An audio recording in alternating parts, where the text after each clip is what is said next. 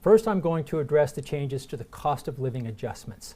The best way to read these slides is to look at the columns first. The columns are always organized first looking at either pre-litigation or pre-Retirement Security Act, then the benefits provided under the Retirement Security Act, and in the final column, the benefits provided by the settlement. In this slide, first the COLA base. Prior to the litigation, and this is the first litigation in 2009, the COLA base was unlimited. Under the Retirement Security Act, the COLA base is $25,000, and that same COLA base is maintained in the settlement proposal.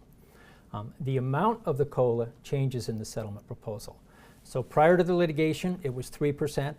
Under the Retirement Security Act, it was based solely on the investment earnings of the pension fund. And under the settlement, we have a hybrid COLA. We have a COLA that's based 50% on the investment returns of the pension fund and 50% on the cost of living, the CPI-U. What this does is this increases the likelihood that when cost of living goes up, our members will receive a COLA or an additional benefit adjustment. Under these COLA provisions, the maximum COLA prior to the litigation was 3%. Under the Retirement Security Act, the maximum COLA was 4%.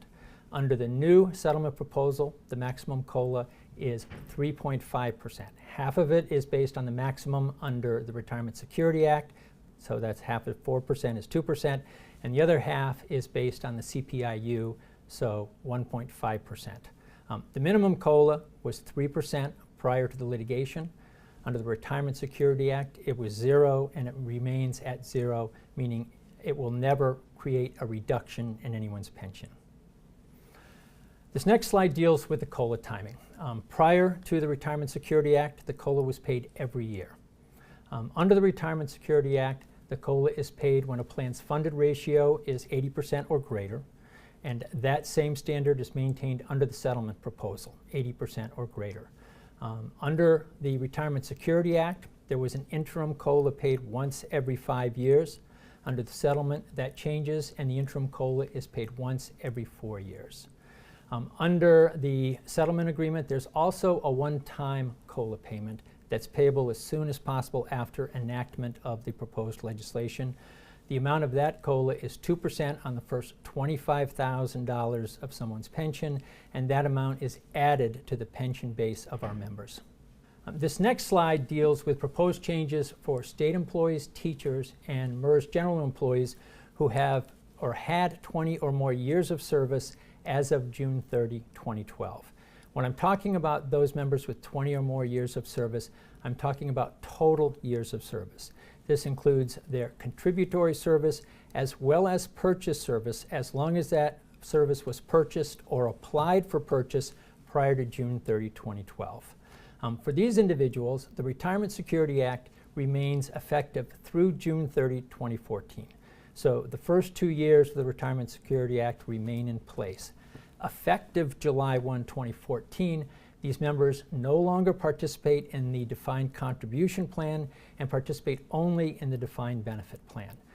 They will keep their accumulated amounts in defined contribution, and those will continue to grow in future years. Under the defined benefit plan, you can see the columns at the bottom talk about the prior to the Retirement Security Act. Under the Retirement Security Act, the accrual rate was 1%. Under the settlement agreement for members with 20 or more years of service, the accrual rate increases to 2%.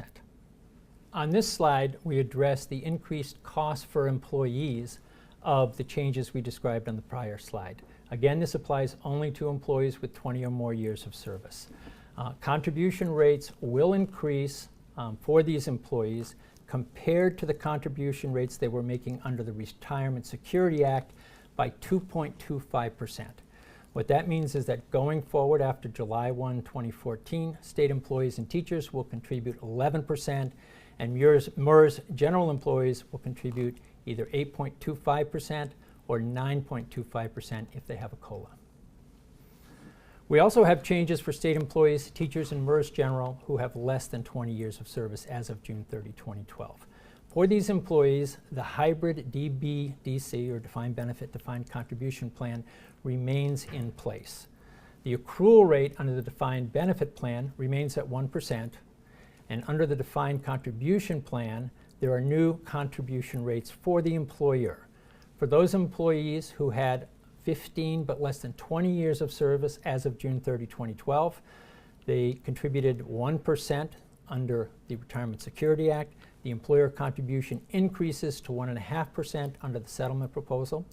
And for those employees with 10 and less than 15 years of service, the contribution rate increases from 1 to 1.25%. For those members with less than 10 years of service, contribution rate remains at 1%. There are additional changes which are to the retirement age under the Retirement Security Act. For those members employed on June 30, 2012, they will be eligible to retire at the earlier of their retirement age under the Retirement Security Act, or age 65 with 30 years of service.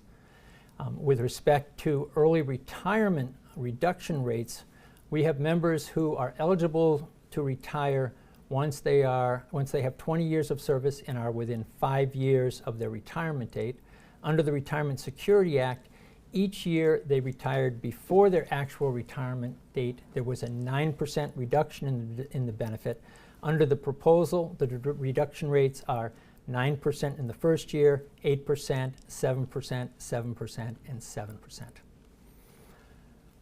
This next slide addresses changes that were made with respect to members whose earnings are less than $35,000 a year. First, under the defined contribution plan, they will not be charged any administrative fee. The fee currently is $40 a year for these members. The second change is for part-time employees. Under the Retirement Security Act, an anti-spiking rule was added for these employees. And under this change, these employees will have their benefit based on the greater of their highest 10-year average earnings or their highest 5-year average earnings.